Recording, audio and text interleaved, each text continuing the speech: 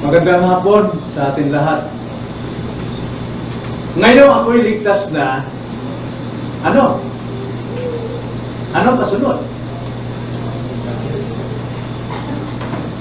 Buksan natin ang ating mga Bible sa 1 Thessalonians chapter 2, verse 11 to 12.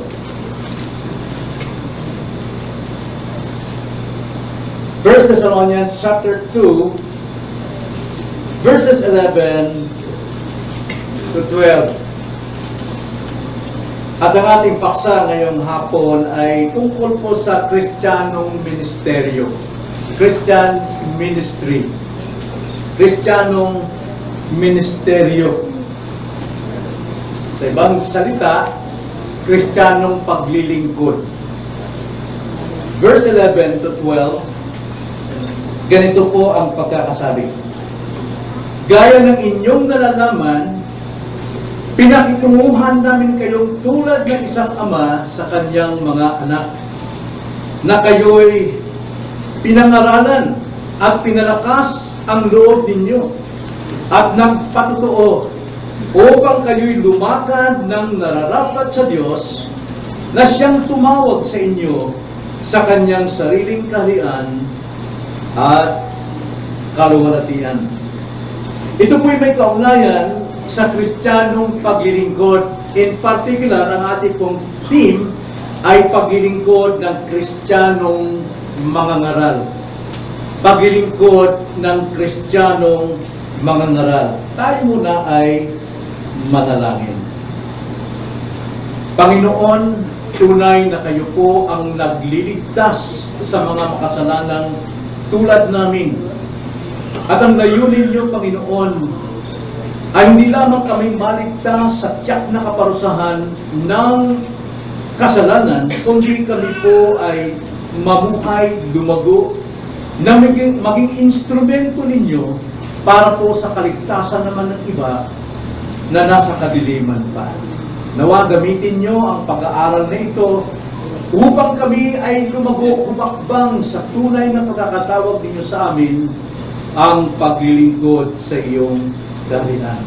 Itong aming dalangin sa pangalan ng Panginoon Yesus. Amen. Nabatid natin na marami po ang naglilingkod, mga nangangaral ng salita ng Diyos, at hindi natin ito maitanggi. Meron sa radyo, sa telebisyon, sa iba't ibang lugar, sa kalsada, iba't ibang grupo, iba't ibang iglesia. Ngunit kung titignan natin, nagkakasalungatan ang panipaniwala ng bawat isa. So pumukus tayo ngayon sa salita ng Diyos at alamin natin ano ba ang totoong ministeryo ng pangangaral. Ang ministeryo ba ng pangangaral, ito'y angkop lamang sa mga preachers, sa mga pastors? Ito ba ay angkop lamang sa piling mga tao?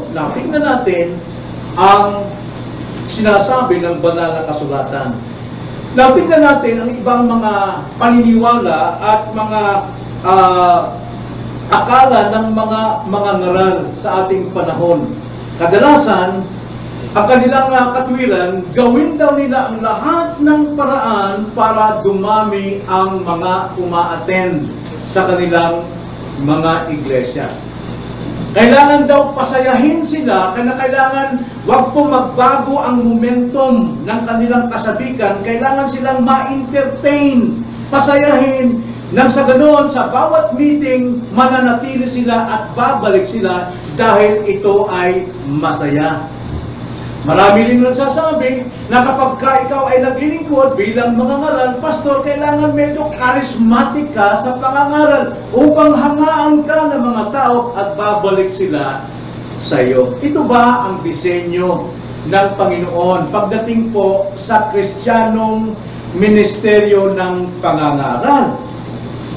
Ang sabi po sa banal na kasulatan, lalo na po ang 2 Timothy chapter 2 verse 15, ganito po ang utos, ganito ang kalooban ng Diyos sa mga mangangaral. Pagsikapan mong humarap na subok sa Diyos, manggagawang walang anumang dapat ikahiya, na gumagamit ng wasto sa salita ng katotohanan. So wala pong nabanggit dito, kailangan mag-entertain ka, kailangan panatilihin mo ang momentum na sila'y nasa kasabikan, kailangan ikaw ay maging maayos na mga ngaral charismatic para marami ang makikinig sa iyo. Babalikan ko po sa Ingles, ang sabi po sa Ingles kasi ganito, study to show yourself approved unto God, na hindi sinabing approved unto man. Study to show yourselves approved to God and not to man. A workman that needs not to be ashamed. Walang dapat ikahiya. Rightly dividing the word of truth. Ang ating pong pang-akit sa mga makasalanan ay yung tamang pag-divide ng salita ng Diyos. Hindi po ang pagiging charismatic, hindi po ang paraan na magpaparami ng members, kundi i-present ang salita ng Diyos na hindi siya dapat mahiya sa Diyos sa kanyang pagtuturo ng salita. Kaya kung ganito po ang karamihang paniniwala na maging charismatic ka, dapat entertain mo, alam mo, marami po ang gustong mangaral dahil sikat. Marami po ang gustong tumayo sa pulpito upang hangaan. At isang banda din naman, marami din ang pinanghinaan ng loob. Dahil hindi nila kaya ang ganung paraan na maging charismatic. Hindi nila kayang magaling na kailang palatilihin ang momentum ng kasarapan at kasayahan ng mga nakikinig. Kaya marami rin ang mga ayaw mangaral. Pero tayong lahat, one way or another, tayo po ay nag-share, tayo po ay nagtuturo, tayo po ay nangangaral ng salita ng Panginoon. Baka hindi natin alam. Bakit po? Isa po yan sa turo at utos ng Panginoon, yung ating kaalaman na ating dalhin ito sa lahat ng dako ng mundo upang gawing mga alagad ang sino mang taong napangaralan sa daan. Ganito po ang sabi sa Romans chapter 12 verse 6 to 8. Hindi porke hindi ka mangangaral ay hindi ka na mag-share ng gospel, katungkulan ng bawat isa yan. Hindi kailangan tayo maging preacher. As a member, as a Christian, after na ikay maligtas, what? Ano ngayon ang gagawin? Ganito po ang sabi ni Pablo pagdating sa mga gifts. Chapter 12 ng Romans, verse 6, tayo ay may mga kaloob na magkakaiba ayon sa biyaya na ibinigay sa atin. Wala pong sinabi ritong bawat o mayroong ibang walang biyaya. Lahat po ng mga naligtas, kasama po dyan sa kanyang salvation, conversion, sanctification, justification, adoption, ay ang kaloob na iba't ibang bahagi. Ang sabi po, kung propesiya ay gamitin ito ayon sa sukat ng pananampalataya. Hindi po ayon sa husay ng iba, kundi ayon sa kakayanan ng iyong pananampalataya. Verse 7, kung paglilingkod ay sa paglilingkod, o ang nagtuturo ay sa pagtuturo, o ang nangangaral ay sa pangangaral. Ang nagbibigay ay magbigay na may magandang loob, ang namumuno ay may pagsisikap, ang mahabagin ay may kasiglahan. Dito po may iba't ibang bahagi, pero kasama na rito ang pagtuturo at pangangaral. Tayo po, nasa atin yon. Maaari tayo magturo sa ating mga anak, sa ating mga kaibigan, sa ating mga kamag-anakan, nagagawa natin yon. At bilang Kristiyano, hindi po hiwalay yung katungkulan natin yon sa pagtuturo at pangangaral ng tamang pananalita ng Diyos, approved unto God, workman needeth not to be ashamed. 1 Peter chapter 4, verse 10 to 11. Ganito po ang sabi, inulit ni St. Peter sa mga Kristiyanong nasa mga pag-uusig. Kailangan nilang mag-share. Habang ang mga tao ay sila'y pinag-uusig, kailangan nilang magbukas ng kanilang mga labi. Dahil yung mga umuusig sa kanila, kailangan din silang makarinig ng gospel nang sa ganun sila man ay maligtas. Ganito ang sabi sa verse 10, kung paano ang bawat isa, hindi sinabing kung paano mayroong iba, kundi bawat isa ay tumanggap ng kaloob, ipaglingkod ito sa isa't isa bilang mabubuting katiwala ng masaganang biyaya. Saan daw ipaglingkod? Sa isa't isa. Verse 11, sino mang nagsasalita ay gawin nyo ng tulad sa nagsasalita ng mga aral ng Diyos. Sinakita natin yung sarili natin doon, nagsasalita tayo. Pero sa ating pagsasalita, sa ating mga kaibigan, ay gawin natin tayo'y mga lingkod ng Diyos. Tama ang ating mga pahayag. Ang sabi diyan, sino mang naglilingkod ay tulad sa naglilingkod mula sa kalakasang ibinigay ng Diyos, upang ang Diyos ay maluwalhati sa lahat ng mga bagay sa pamamagitan ni Jesucristo. Sa Kanya ang kaluwalhatian at ang kapangyarihan magpakailanman. Na kung ang layunin ng mga ngaral ay para mabantog, pero hindi siya mabantog, mapapaya siya. Kung ang mga tao naman, mga Kristiyan naman, ay nahihiya, natatakot, ayaw, dahil wala silang ganung karisma, ay mapapaya din sila. Pero sabi rito, gawin ito ayon sa lakas ng kapangyarihang pinagkaloob sa atin. Kaya ngayon pong hapon, layunin ng ministeryo dapat nating malaman ay ang magligtas. Tama yon. Magligtas talaga yung ating layuning ministeryo ng pangangaral. Ngunit higit sa lahat, dapat lumago. Gawin silang mga alagad. Dapat silang lumago sa buhay kabanalan at katuwiran.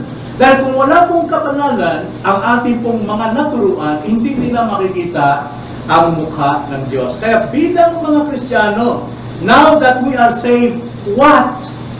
Kailangan nating maging karapat-dapat na Kristiyano o tagapaglingkod ng Panginoon. Na paano natin ito gagawin? Tularan natin ang halimbawa ni Pablo. Tularan natin. Now, ang kausap natin dito ay hindi lamang yung mga ngaral, hindi lang ang pastor, hindi lang yung nag-share ng gospel, maging tayong lahat na narito. Kasi sa iba't ibang paraan, tayo po ay nangangaral. Now, tingnan natin una, yung halimbawang makikita natin kay Pablo sa verse 12a sa ating text, 1 Thessalonians chapter 2 verse 11. Ganito po ang sabi, gaya ng inyong nalalaman. Napakaikli po yung salita, yung phrase na yun, hindi kumpleto, no? Gaya ng inyong nalalaman. Kaya dinukto niya, pinakitunguhan namin kayong tulad ng isang ama sa kanyang mga anak. Now, ang sinasabi ito ni Pablo, alam ng mga taga-Tesalonica kung paano silang makitungo sa kanila. At ito ang bukang bibig ng mga taga-Tesalonica na mayroon silang alam kay Pablo nung sila ay mangaral sa kanila. At bilang tayo ay nagsasalita, one way or another, nagtuturo tayo, ito ang dapat malaman ng mga tao sa atin. Mayroon silang dapat alam tungkol sa atin kung paano tayo nangangaral.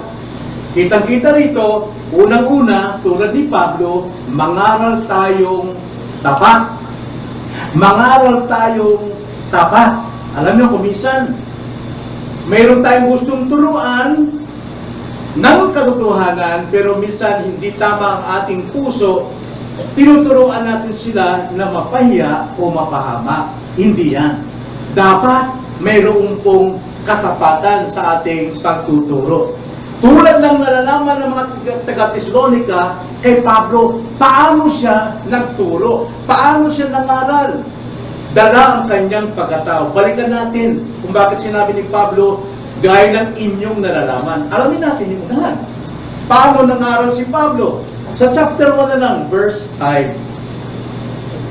1 Thessalonians chapter 1, verse 5. Ang sabi rito, sapagkat ang aming ebanghelyo ay hindi dumating sa inyo sa salita lang. Okay? Puro satsat lang, no? Hindi makita sa buhay. Now, alam natin, lahat ng ipinapangaral ni Pablo, kitang-kita sa buhay niya. Hindi satsat lang. At alam natin, sa buhay ni Pablo, may kapangyarihang nagbago sa kanya o nagpabago sa kanya. Kaya sabi niya, sapagkat aming ebanghelyo ay hindi dumating sa inyo sa salita lamang, kundi sa kapangyarihan din at sa Espiritu Santo at sa lubos na pagtitiwala kung paanong nalalaman ninyo. Alam nila, nalalaman ninyo kung anong pagkatao ang aming pinatunayan sa inyo, alang-alang sa inyo. Anong nakikita natin dito? Yung pangangaral o pagtuturo ni Pablo, kakambal ang buhay niya. Mahirap po tayo magturo na hindi makita sa buhay natin yung ating itinuturo. Okay? So yun ay pinapakita ni Pablo dyan. At dapat ito ang malaman ng mga tao sa ating paligid tungkol sa ating pagtuturo. Mayroon tayong tamang pagkatao. Now, si Pablo ay nangaral na may kapangyarihan sa Espiritu. Ibig sabihin, may nababago talaga. Pagbabago ng buhay niya. Dahil sa katapatan ng kanyang pag-share sa iba, nababago rin ang buhay noong mga tao. Nangaral siya, hindi lamang sa salita, kundi buong pagkatao niya lantad, wala siyang itinatago. No? May mga ngaral ngayon, magaling sila magsalita, pero hindi mo alam kung anong buhay nila sa likuran ng pulpito. Kaya hindi tayo dapat basta lamang tumingin sa tao. Tumingin tayo, hindi lamang sa kanyang pananalita, kundi maging sa buhay. Dapat nating tingnan yun. Sabi nga sa 1 John, i-check nyo muna ang kanilang mga espiritu. Suriin ninyo ang kanilang mga espiritu. Now, ano pa? Tulad ng nalaman nila kay Pablo, nakita nilang pagkatao. Ikalawa, tulad ng epekto ng pangangaral ni Pablo, bunga ng kanyang pagkatao, mismong taga-Thessalonica ay nakitaan ng ganito. Verse 6, chapter 1 again, verse 6 hanggang 9. Ang sabi ni Pablo, na ito'y patungkol ni Pablo dahil may nagbalita sa kanya na ganito ang naging buhay ng mga taga-Thessalonica. At kayo'y naging tagatulad sa amin at sa Panginoon, na inyong tinanggap ang salita sa matinding kabigatian na may kagalakan ng Espiritu. Verse 7, ano pat kayo'y naging halimbawa sa lahat ng mananampalataya nasa Macedonia at nasa Akaya, sapagkat mula sa inyo'y umalingaw-ngaw ang salita ng Panginoon. Hindi lamang sa Macedonia at Akaya, kundi sa lahat ng dako ay napabalita ang inyong pananampalataya sa Diyos. Kami at kaya't kami ay hindi na kailangan magsalita pa ng anuman. Dahil itong mga tao ito, mga Kristiyano sa Thessalonica, nakita nilang ang buhay ni Pablo at ang layunin ni Pablo, yun ang kanilang tinularan. Hindi lamang sila tumulad sa Diyos, sa Panginoon, maging kay Pablo. At dahil yan, yung kanilang pagtuturo, pangangaral sa iba't ibang mga tao sa Macedonia at Akaya, sila man ay nagbago rin. Yung kanilang mensahe, bilang mga miyembro ng Iglesia ng Thessalonica, ang mensahe nila, kakambal ang kanilang buhay. Very effective ang kanilang testimony. Epektibo masyado ang kanilang testimony. Ang ginamit pa nga ni Pablo dyan ay umaalingaw-ngaw. Alam niyo naman kung gaano ka-epekto yung umaalingaw-ngaw. Padobre-dobre. Ngaw. Ganyan sa echo, di ba? Ganon, kita-kita yung buhay nitong mga mananampalatay nito. Sila'y tumulad sa Panginoon dahil sa pagtulad ni Pablo sa Panginoon. Nakita nila, tapat si Pablo sa kanyang pangangaral. Kilala nila si Pablo. At nakita nila ang buhay ni Pablo, ito yung buhay ng Panginoon. Kaya sila'y naging halimbawa, ang sabi sa verse 7. Naging halimbawa sila sa buong Macedonia at Akaya, itong mga Kristiyano nito. So sumakatwit, sila man ay nag-share, sila man ay nangangaral. Kristiyanong ministeryo ang tinutukoy dito. At hindi lang yun. Verse 8, ang sabi sa verse 8, chapter 1, sapagkat mula sa inyo'y umaalingaw-ngaw ang salita ng Panginoon, sila'y nagpatotoo. So, anong ikakaya nila? Maring kulang sila sa alaman sa salita ng Diyos, pero tiyak sila na tama ang kanilang ipangangaral dahil ito'y naranasan ng kanilang buhay. Diba? Dapat din tayo maging maingat dyan. Now, ngayon tayo ay ligtas na. Anong dapat natin gawin? Katungkulan natin yan. Utos ng Panginoon yan. Anong klaseng utos yan? Anong tawag doon sa utos na yan? Great Commission. Huwag nating baliwalaan yan. Iligtas ka na. Anong gagawin mo? Nasa bahay ka lang, nagdumok mo. sa bahay ka lang, naglalaro kung anong ginagawa. No, tayo ay dapat humayo, magpatutuo tayo sa ating kamag-anak, sa ating kapitbahay, at gamitin natin ang ating patutuo kung paano tayo binago ng Diyos. Gaya ng sinabi sa verse 9. Ang sabi sa verse 9, sapagkat sila, mismong taga-Macedonia at Akaya, no? Sabi, sila ang nagbalita tungkol sa amin kung paano nyo kami tinanggap at kung paano bumaling kayo sa Diyos mula sa mga Diyos-Diyosan upang maglingkod sa buhay at tunay na Diyos. Mismong mga taga-Macedonia nagparto, grabe sila. Iniwan nila yung mga Diyos-Diyosan nila at sila naglingkod sa buhay at totoong Diyos at yan ang ipinangaral sa amin. Hindi namin makita ang bisyo sa kanilang buhay. Nakakaya naman kung hindi ko paniwalaan yung katotohanan yung kaya sinasabi. So malaki ang epekto nito sa mga pinangangaralan. Kaya ang ating tanong ngayon tayo ligtas na, ano ang kasunod? Dapat tularan natin si Pablo na nangangaral ng dapat. Ikalawa, ano pang makikita natin kay Pablo? Sa verse 11 to 12, basahin natin muli. Verse 11 to 12, sa unahan lang ng 12, ang sabi ganito, gaya ng inyong nalalaman, pinakitunguhan namin kayong tulad ng isang ama sa kanyang mga anak na kayo'y pinangaralan at pinalakas ang loob ninyo. Ano po makikita nating halimbawa dyan? Si Pablo po, tulad ni Pablo, makitungo tayo ng tapat sa mga tao na ating pangangaralan. Makitungo tayo ng tapat. Ito ang dapat makita at madamat ng mga tao sa ating pagsishare ng gospel sa kanila. Ano po bang makitungo si Pablo rito sa mga taga-Thessalonia? Tingnan nyo, ang sabi sa verse 6, balikan natin sa context, immediate context. Ang sabi ni Pablo, ni nagsihanap man kami sa mga tao ng kapurihan. Basahin natin immediate context, verse 5. Sapagkat hindi kami natagpuang gumamit kailanman ng mga salitang paimbabaw. No? Pag-alam nyo, pagpaimbabaw, magaling yan magsalita. Mahusay yan para mapaniwala ka. No? Gaya ng nalalaman ninyo, ninang balabal ng kasakiman. Wala pong pag-iimbot sa puso ni Pablo sa kanyang pangangaral. Hindi siya after kung ano yung kikitain niya. Kung malaki ba ang kanyang matatanggap. Hindi niya ito binibigyan ng halaga. Ang sabi niya, saksi namin ang Diyos na hindi ganoon ang aming layunin sa pangangaral. Ni, sa verse 6, nagsihanap man sa mga tao ng kapurihan. Hindi siya naghahanap ng siya ay hangaan at purihin. Ni sa inyo o sa iba man, bagaman may karapatan kaming humingi bilang mga apostol ni Kristo. Bagamat siya'y may karapatan na humingi. Gaya ng sinabi sa 1 Corinthians 9, na kung ang isang baka ay nagigiik, karapatan niyang kumain habang siya'y gumigiik. Ganon din ang pastor.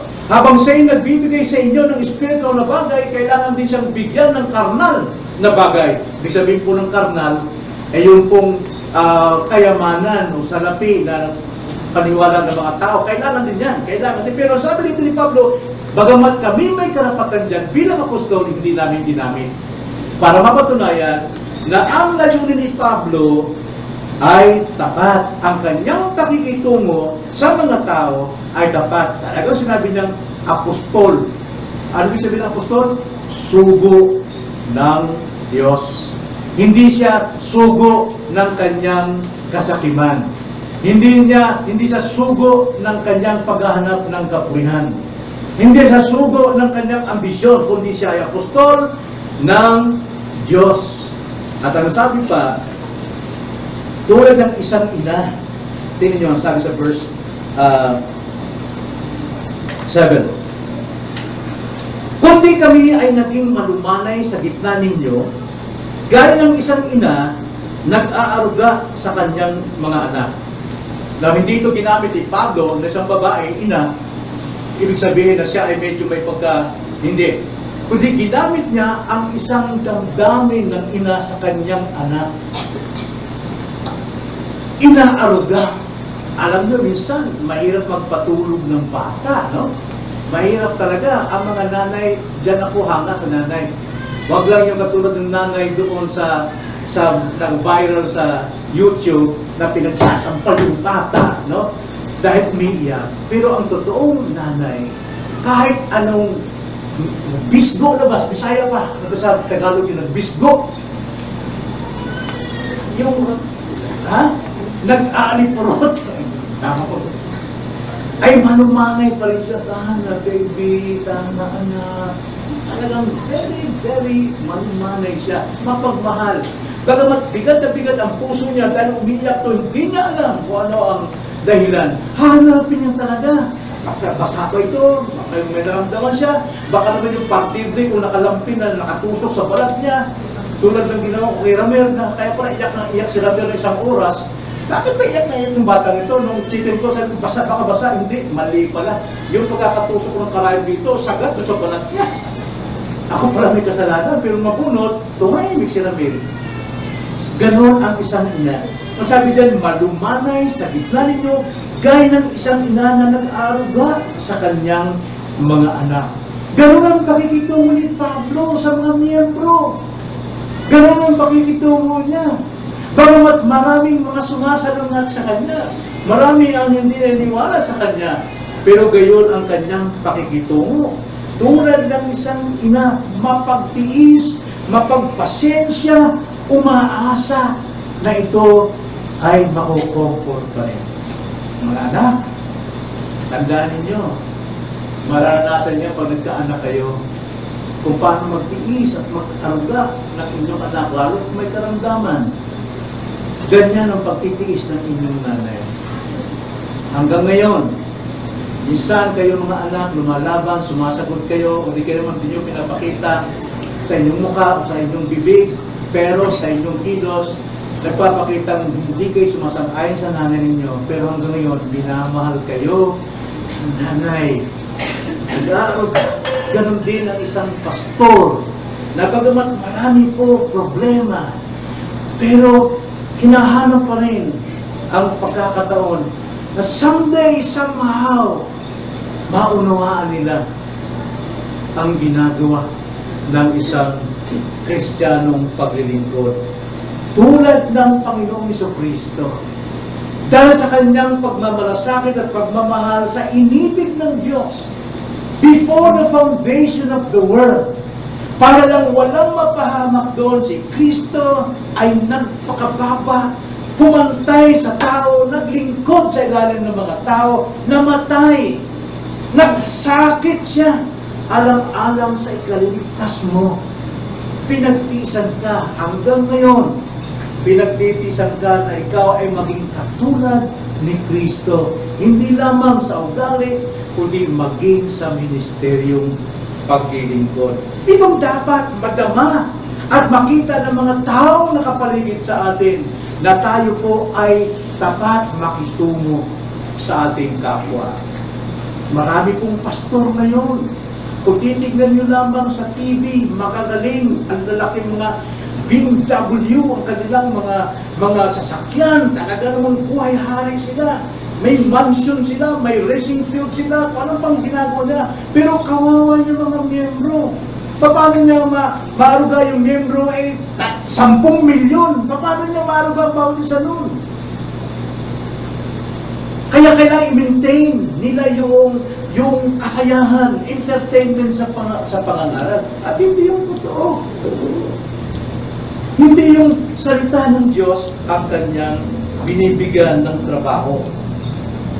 So dito nakikita natin na isang paglilingkod ay mayroong kaugnayang malapit sa kanyang pinaglilingkuran. Ito yung sabi sa verse 12, again sa ating text. Chapter 2, verse 12a. Ang sabi, na kayo'y pinangaralan at pinalakas ang loob ninyo. Yan po ang gawain po ng isang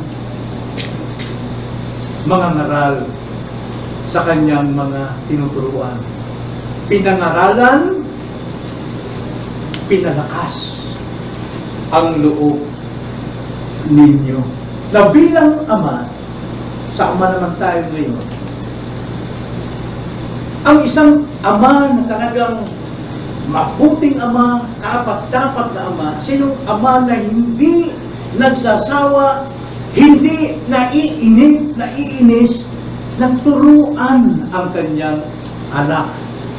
Ng ilang mga tatay ang nasaksihan ko rito kung paano nilang turuan ang kanilang mga anak habang nasa bahay. Bago pumasok sa eskwelahan, bago sila tumuntong sa pag-aaral sa eskwelahan, bago sila dumating ng iglesia, talagang tinuturuan nila. Ayaw ko mag-pinpoint na mga kalalakihan, nandito silang lahat kung paano nilang inalagaan ang kanilang mga anak. Alas 5 pa lamang na madaling araw, ginigising na para mag-family devotion. Talagang ginagawa nila. Yan ang gawain ng isang ama. At hindi niya isasabihin, ikaw nang bahala dyan, asawa ko. Katungkulan, hindi ang katungkulan ng nanay. Bagamat kung walang tatay, ginagawa ng nanay. Pero ang unang may katungkulan yan ay ang ama. Sapagkat siya ang sisingilin ng Panginoon. Paano mo ninonurture ang iyong anak? Train up your child the way they should go. Yan ang po ang isang ama. Isang mahusay at godly father ang hindi makatiis na turuan ng tamang ugali, tamang kilos, tamang pag-upo sa mesa, pag-upo kung saan sa pagkain, kailangan talaga pinangangaralan. Tulad ng ginagawa ng isang pastor, mayroong pangangaral. At hindi lang yun, bilang ama, pinalalakas ang loob ng mga anak. Pinalalakas. Walang tigil yan na pinalalakas. Kung ang anak natin ay naliligaw na nalandas, kung sino-sino lang kinalulukuhan ng mga barkada o kaibigan, palakasin mo, tatay. Paano mabuhay sa katwiran? Anong pagkakaiba ng buhay ng mga tao yun na walang takot sa Diyos? Saan sila hahantong? Gayong itinuturo mo ang kanilang hantungan tungo sa inyong kaligayahan na magpamilya. Ang isang tatay, hindi niya panginayangan kahit trabaho niya, iwan niya hanggat hindi niya naturuan ang kanyang minamahal na anak. Yan ang responsabling isang ama na may pagpapalaga sa kanyang anak. Pinalalakas ang loob na harapin ang katotohanan, na mamuhay sa katotohanan. Palakasin ang loob na kung dyan ka sa buhay na yan, mapapahama ka. Dito ka, anak. Dito ka. Ayon sa salita ng Panginoon. Hindi lang yun. Bilang ama, ang sabi sa ating binasa, nagpapatotoo sa mga anak. Tingnan niyo ang sabi sa ating text, verse 12, na kayo'y pinangaralan at pinalakas ang loob at nagpapatotoo. Hindi lang basta nagsasalita, pinangarangalan ng kanyang anak na, kayo mo, mapasama yan. Huwag mong tularan ako. Kailan lumaki kayong hindi katulad ko. Hindi yun. Pag sinabing nagpapatotoo, nakikita sa buhay mo na ginagawa mo ang kayang tinuturo. Kristiyanong ministeryo ito. Hindi lamang ito katungkulan ng pastor o ng mga ngaral. Katungkulan natin lahat. Sapagkat one way or another, tayo po ay nagtuturo at nangangaral sa ating mga. Tingnan nyo, ang pagsasanay po sa anak, hindi po yung automatic, 2 araw itong araw. Totoo, matigas yan. Kahit na 1 taon, 10 taon, matigas ang ulo niyan. Kailangan natin dito ang pasyensya. Kailangan natin dito ang pagtitiis. Dahil ang nais natin, malagay sila sa tamang direksyon. Pero kung give up tayo dahil matigas ang ulo, tayo na rin nagtulak sa kanya, sa kanyang kapamakan. Paano na lamang kung halimbawa, kung ang pastor natin, pag may problema, umaalis at pinababayaan kayo. Magpipreach lang kung mas maganda ang buhay, kung maganda ang kalagayan. Paano na lang yun? Ito ang halimbawa ni Pablo, alam natin kung paano usigin si Pablo. Pero hindi siya umiiwan ng basta-basta kung hindi niya akalang matibay na ang kanyang mga tinuruan. So nakita natin, paano gagawin natin ngayong ligtas na tayo? Kailangan natin maglingkod. Paano natin gagawin ito? Sa pamagitan ng halimbawa ni Pablo. Anong halimbawa ni Pablo? Mangaral tayo ng tapat. Makitungo tayo ng tapat. At ikatlo, verse 12 again, magkaroon tayo ng layunin tapat o maglayon tayo ng tapat. Tingnan niyo sabi sa verse 12, na kung na kayo'y pinangaralan at pinalakas ang loob ninyo at nagpatotoo upang kayo'y lumakad ng nararapat sa Diyos na siyang tumawag sa inyo sa kanyang sariling karian at kalwalhatian. Ang tanong natin, bakit si Pablo nangangaral sa kanyang mga miyembro at nagpalakas ng kanilang loob at nagpapatotoo pa si Pablo? Anong dahilan? Yan po ang layunin. Upang kayo'y lumakad ng nararapat sa Diyos. Mga tatay, mga nanay, dapat ito ang makita sa atin ng ating mga anak. Ito ang dapat makita ng mga tao na kapaligid sa atin na tayo'y mayroong layuning tapat sa ating tinuturuan at pinangangaralan. Alam nyo, sa akin bilang isang mangangaral, hindi ako mapipreach sa Makati kung wala akong layunin. Kung layunin ko lang, basta mag-preach ako, pasayahin sila, huwag na lang akong mangaral. Kilala ko kasi ang Makati. Alam ko halos ang kanilang buhay. Saan sila nagmula. Kaya bawat pangangaral ko, talagang hinihingi ko sa Panginoon, tulungan yung Panginoon, ito may problema, yung ganito, yung kapatid kong ganito, ito ang problema ni ganito. Kaya, Lord, gamitin niyo po ang mensahe na ito'y kanilang madama nang sa ganon lumago sila sa kanilang pagtitiwala sa iyo. Dapat, mangangaral tayo, saan man tayo pumunta, alam natin ang layunin. Layunin na sila'y lumakad ng tapat sa Panginoon. So, ikatlo, tulad ni Pablo, maglayon tayo ng tapat. Ito ang dapat matutunan ng tao sa atin. Kapag tayo'y nagtuturo, nagsasaway, o nagtutuwid, o nangangaral sa ating kapwa, dapat malaman nila, matutunan nila yung tapat na layunin sa atin. Tulad ng naging layunin ni Pablo sa mga Kristiyano dito sa Thessalonica, ganoon din sa atin, mga ama, sa ating mga anak. Kung wala tayong layunin sa ating mga anak, basta palakihin lang sila na wala tayong tinutumbok saan sila pupunta, ay madali po magkaroon ng maraming anak, kahit 20. Mahala kayo dyan. Pero kung may layunin ka, alam nyo, mahirap po mag-nurture mga laga ng anak kung mayroon kang layunin para sa kanilang buhay. Dahil gagawin mo yun araw-araw. Marami sa atin, trabaho lang layunin natin, kakainin din ang anak natin, okay na. Kaya kita po naman sa buhay nila, hindi marunong gumalang, hindi marunong gamitin yung ating kultura bilang Pilipino, bagamat nasa Biblia na dapat children obey and submit to your parents. Pinalaki na natin sila eh. Pinakain na natin sila. Wala kang layunin. Sana ba maging ating layunin yung sa Proverbs chapter 26. Train up your children the way they should go. And when they become old, hindi nila kakalimutan ito. Ganun din ang isang pastor sa mga miyembro. Noong araw, noong tayo ay halos 300 na, doon pa lang tayo sa Antioch. Kailangan yung momentum natin, naglusuhan, tawagan, handa, palakpakan, kailangan mag-firme natin. Kasi kung hindi, manlalamig yung mga atin. Baka hindi na bumalik.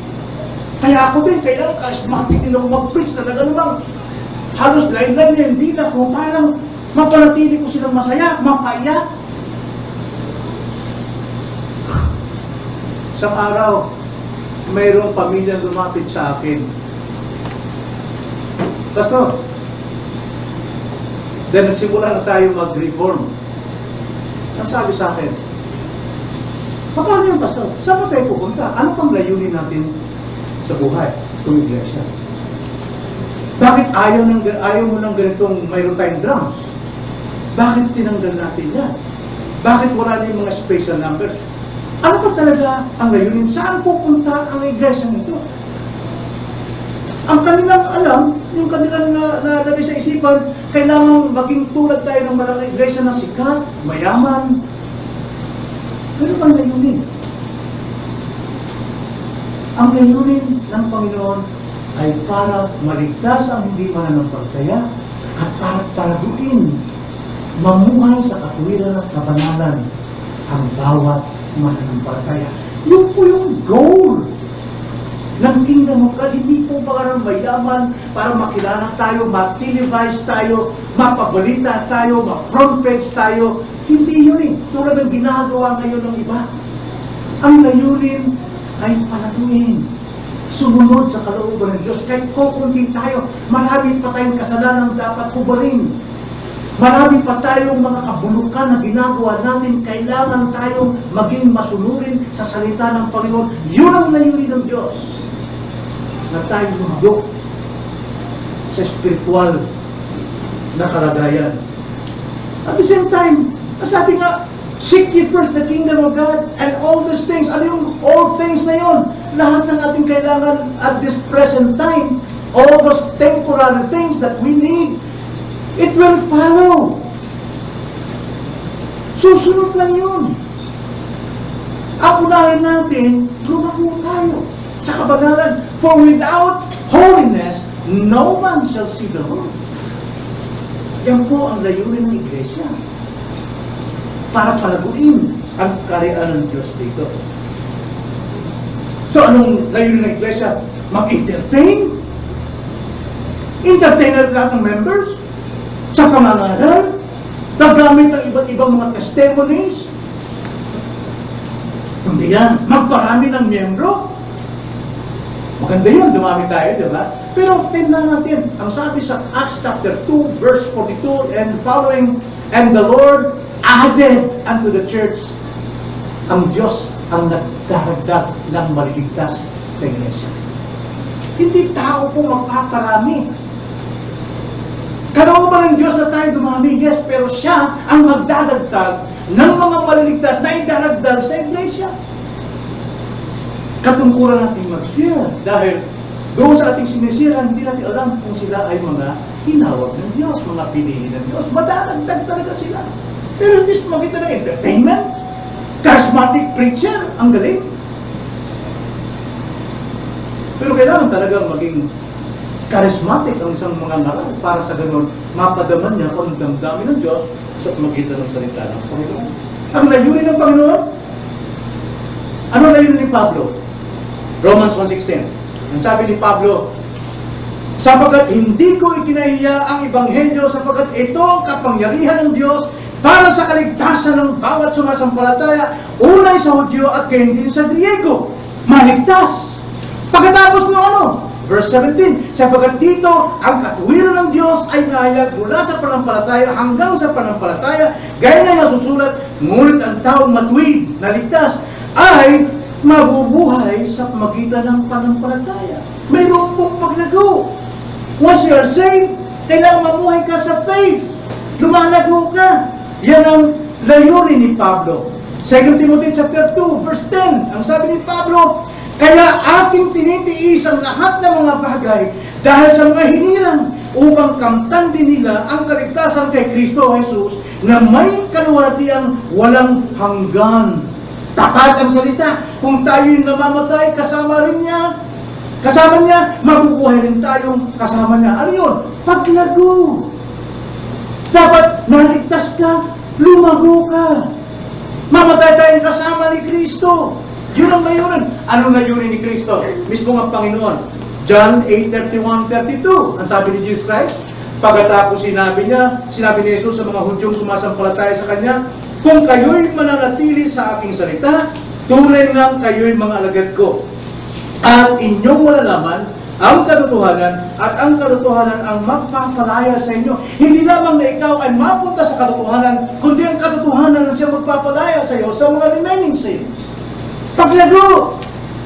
Kaligtasan at paglago! At anong layunin ng Kristiyano? Ito po, Ephesians chapter 4, verse 12-14. Tayo, mga miyembro ng iglesia, anong layunin ng Diyos para sa atin? Ephesians chapter 4, verse 12. Upang ihanda ang mga banal sa gawain ng paglilingkod sa ikatitibay ng katawan ni Kristo, hanggang makarating tayong lahat sa pagkakaisa ng pananampalataya at sa ganap na pagkakilala sa anak ng Diyos, hanggang maging taong may sapat na gulang, hanggang sa sukat na ganap ng kapuspusan ng Kristo. Tayo'y huwag nang maging mga bata na tinatangay-tangay ng mga alon at dinadala-dala ng bawat hangin ng aral sa pamamagitan ng pandaraya ng mga tao, sa pamamagitan ng kanilang mga katusuhan sa paraang mapandaya. Ano pong layunin? Tayo ngayong Kristiyano na, tayo tinuturuan ng pastor, tinuturuan ng mga namumuna sa atin upang tayo ay magamit sa ministeryo sa pagpapatibay ng bawat isa. Nang sa ganon, humantong tayo sa kalaguan, pagkakaisa ng isipan, at hindi tayo tulad ng bata na tinatangay-tangay ng alo ng iba't ibang panlilinlang sa ating kapaligiran. Yan po yung layunin eh. Yan ang layunin ng Kristiyanong ministeryo.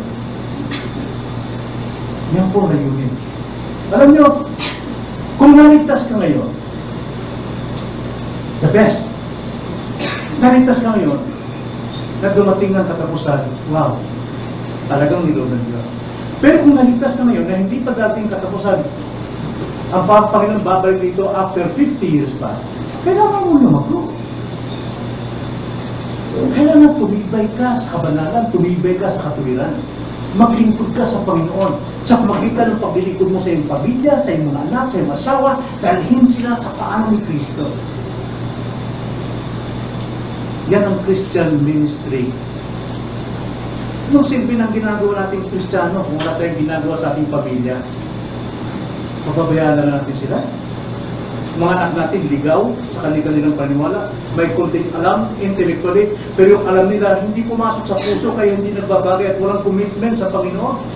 Sapagat ang tunay na pagkakaroon ng kaalaman kay Kristo na siyang ating Savior, Lord and Savior, papasok sa puso at iko-commit ang kanyang buhay sa Panginoon. Yung totoong Kristiyano. Hindi intelektual. Napakarami po mga taong intelektual yung kanilang kaalaman. So yun po ang tatlong dapat nating tularan kay Pablo. Una, mangaral tayo ng tapat, makitungo tayo ng tapat, at maglayon tayo ng tapat. So, ang preaching, ang pangangaral and nurturing, pangangalaga, hindi po pwede maghiwalay yan. Sharing and nurturing, hindi pwedeng maghiwalay yan. Sapagat yan po ang dapat makita sa isang totoo at tunay at tamang ministeryo. Hindi po pagpapasasaya lang. Natural, pagka-preaching po na ikaw ay napalaya sa iyong sikretong kasalanan, tuwang-tuwa ka. Ganun pa rin yun. Kung mayroon kang katotohanan na unawaan, matutuwa ka. Pero hindi natin layunin, pasayahin kayo. Entertain kayo. Hindi po yan ang Christian ministry. Ang layunin ng Christian ministry, to save you and to nurture you para lumago. So, ang totoo at tunay at banal na ministeryo ay naglilingkod sa Diyos na may katapatang layunin sa kanyang ministeryo, sa iglesia. Tulong-tulong tayo. Mag-share sa ating kapitbahay, sa ating mga anak, sa ating asawa, sa lahat ng kaibigan, upang sila'y dalhin sa iglesia, sapagkat sa iglesia, ito yung haligi at suhay ng katotohanan. Dito, nino-nurture. Dito, pinalalaki ang mga sanggol. Dito sila tinuturuan. Dito, dinidisiplina sa iglesia. Kailangan silang maging ganap na alaga ng ating Panginoon. Kaya ang tanong ko sa inyo, Ito ba ang ating nakikita o nalalaman sa iglesia na ating dinadaluhan? Kung kayo umatin sa ibang church, nasa tama ba kayong ministeryo? Kailangan sagutin natin. Kung nasa tama tayo ng ministeryo, tamang pangangaral, nagtutuwid sa atin, dinadala tayo sa katotohanan, nais at may hangarin ang mga naglilingkod dito, mga miyembro, mga preacher, pastor, naghahangad, maligtas ka, then, kumapit ka dyan. Huwag mong sayangin ang pagkakataon. Dati ng panahon, mahihiwalay ka. At ayaw namin mangyari yan. Kami mga nagmamahal sa inyo. Kami nag-aalala sa inyo. Kami nananalangin para sa inyo. Ang iglesia nito ay isang iglesia Kristiyano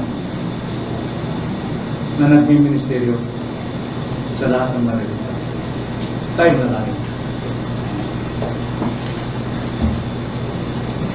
Opo, Panginoon, tulungan niyo kami na huwag kami maghanap ng mga ngaral para sa aming mga itching ears, kundi maghanap kami ng Kristiyanong ministeryo